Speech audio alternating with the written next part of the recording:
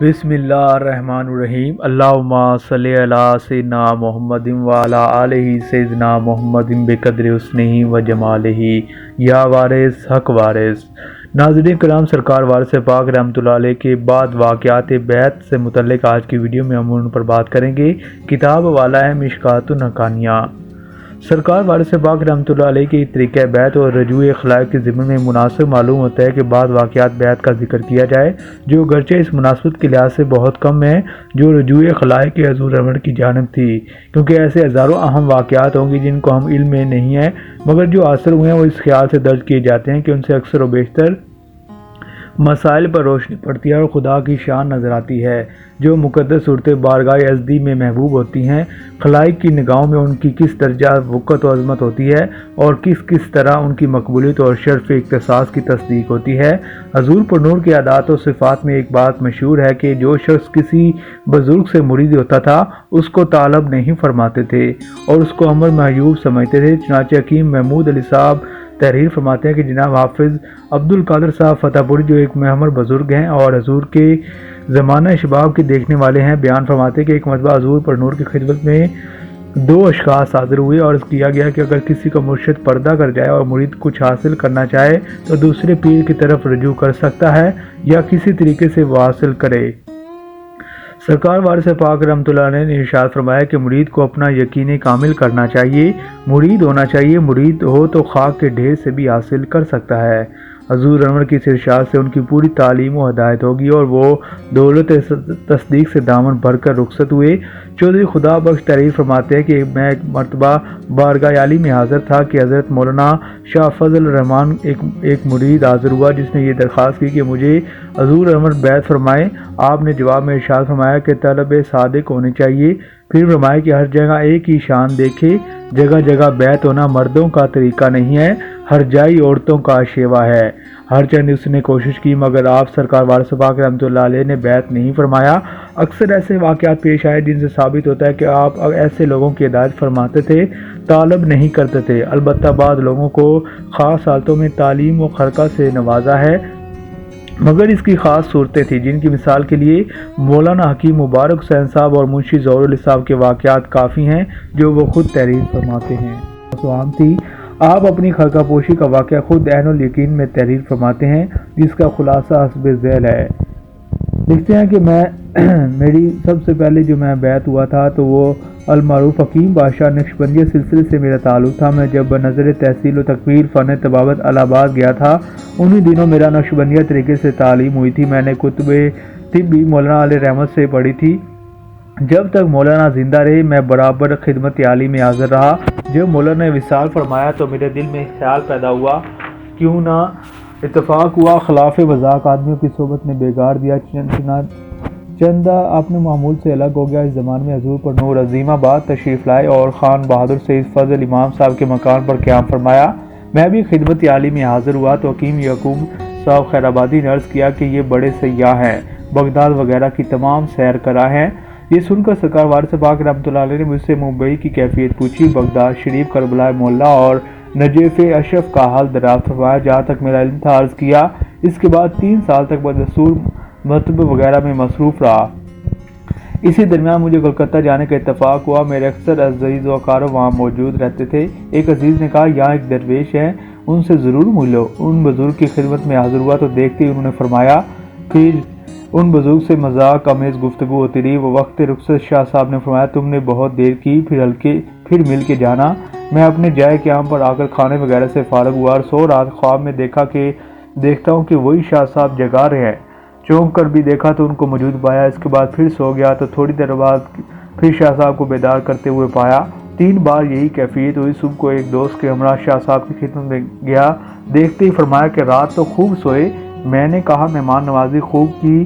پھر شاہ صاحب نے یہ کہہ کر رخصت کر دیا، تلاش کرو۔ میں رخصت ہوا اور عظیم آباد آیا ہوں۔ یہاں وحشت دل اور بڑھ گئی۔ اکثر شب کو دریا کی طرف چلا جاتا، کبھی احباب میں جا بیٹھتا۔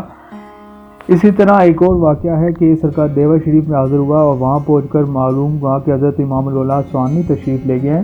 اس وقت سوانی گیا، یہ بستی دیوا شریف سے 3 کوس دور ہے۔ मैं जिस वक्त कदम बोस हुआ हज़ूर अमर ने मुतवस्सम होकर इरशाद फरमाया, आ गए हो, अच्छा जाओ मज़े करो। मैंने कुछ मतलब इस इरशाद का न समझा, जहाँ और लोग बैठे थे वहीं जाकर बैठ गया। यहाँ हज़ूर अमर ने इरशाद फरमाया, जाओ जाओ, यहाँ दोई का गुजर नहीं है, तुम तो मुरीद हो चुके हो, जाओ उसी को करो। इस इरशाद को सुनकर मैंने अपने दिल में कहा, खैर यहाँ अपनी किस्मत आजमाई नहीं होगी, मगर जो सवाल मकसूद खातिर है उसका तक जवाब ना मिलेगा, मैं ना जाऊँगा। फिर आपने तलब फरमाया और 2-3 ज़बानों का जवाब देकर इरशाद फरमाया, अच्छा जाओ, हफ्ता अशरा में अजीमाबाद आऊँगा तो तुमसे ज़रूर मिलूँगा।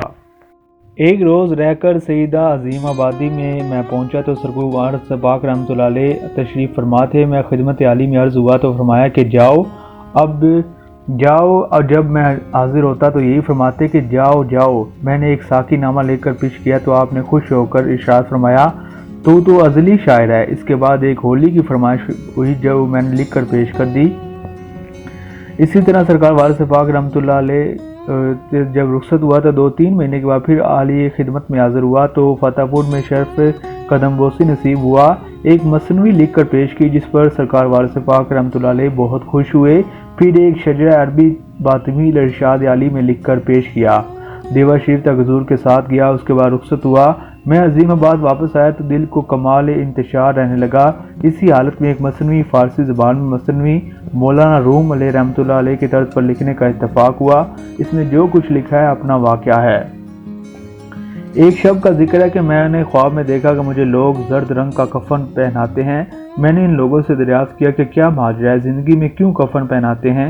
इस इसना में क्या देखता हूँ कि बहुत से आदमी जनाजा लिए जा रहे हैं। मैंने पूछा किसका जनाजा है। यहाँ पर मुझे याद नहीं कि लोगों ने क्या जवाब दिया, मगर इतना कह सकता हूँ कि आवाज़ आई, पानी लाओ। मैं जल्दी से पानी लेकर गया तो देखा कि अपना ही जनाजा है। ये ख्वाब देखकर सख्त तशवीश हुई। जब मसनवी फ़ारसी ख़त्म हो चुकी तो फिर खिदमत आली में हाज़िर हुआ। अब की देवा शरीफ में शर्फ़ मुलाज़मत नसीब हुई और हज़ूर अनवर मसनवी मुलाज़ा फरमाकर बहुत खुश हुए। इत्तफ़ाक़न इसी शजरा अरबी को जिसे मैंने लिखा था आप खुद मेरे सामने पढ़ने लगे। उस वक्त दिल काबू से जाता रहा और गिरिया और जारी बेख्तियार शुरू हो गया। हज़ूर अनवर ने गले से लगा लिया। मैंने फ़ौरन तहबंद की तैयारी की और जनाब से मारूफ शाह साहब और बेनज़ीर शाह साहब और मौलवी बशारत हुसैन साहब की हमरा तहबंद लेकर हाजिर हुआ। हजूर ने अपना एहराम शरीफ मुझको मुरम्मत फरमाकर इरशाद फरमाया, लो यही कफन है और इसको पहन लो। उस वक्त इस ख्वाब की तस्दीक हुई। मैंने तहबंद बांधा और तरके लिबास किया। आपने सैयद अब्दुल आद शाह मेरा नाम रखा। बुजुर्गों की बात कोई क्या समझ सकता है, ये सब अज़ली मामलात हैं, वरना कहाँ हैं और कहाँ ये नेमत। ये सब आपकी बंदा नवाजी है, सच है। सैयद अब्दुल आद शाह साहब की बैत का वाक़या हज़ूर अमर की तर्ज़ अमल को इस तरह से बताता है कि आप दूसरे बुजुर्गों के मुरीदों को बैत फरमाने से किस कदर एतराज़ और दूर रहते थे। बावजूद इनकी इज़्तिराबी हालत और खुदा तलबी के ज़ौक़ शौक़ के आपने यही जवाब दिया कि जाओ जाओ, यहाँ दोई का गुज़र नहीं है, तुम मुरीद हो चुके, जाओ इसी को करो। जब उन्होंने अपने पीर के जानशीन और साहबजादा मौलवी मसीहुद्दीन शाह साहब से दरियाफ्त कर लिया तो हजूर ने खरका मुरम्मत फरमाया। मौलाना सैयद अब्दुल आद शाह साहब हजूर पर नूर के मुमताज़ खरका पोशों में गुजरे हैं। बड़े साहिब तसर्रुफ़ और दरवेश थे। आपका फ़ारसी का कलाम नहायत मकबूल है। तहीर तखल्लुस था। इस मौके पर 2-3 गज़लें तबरकन बरसबील तज़किरा दर्ज झैल की जाती हैं जो हकीकतन उनके कल्बी जज्बात का आईना है। तो ये थी नाज़रीन सरकार वारिस पाक रहमतुल्लाह अलैह से मोहब्बत और जिस तरह सरकार वारिस पाक रहमतुल्लाह अलैह अपने मुरीदीन को बैत फरमाते थे और किसी दूसरे पीर और फ़कीर के मुरीद को मुरीद करने से कतराते थे, उसको दूर रहते थे और कहते थे कि जाओ जाओ, यहाँ दोई का गुज़र नहीं है, तुम मुरीद हो चुके हो, जाओ उसी को करो। तो नाज़रीन सरकार वारिस पाक रहमतुल्लाह अलैह की मज़ीद मालूमाती वीडियोज़ भी आप तक पहुँचाते रहेंगे। सिलसिला वारसी ऑफिशियल को सब्सक्राइब करना मत भूलिए।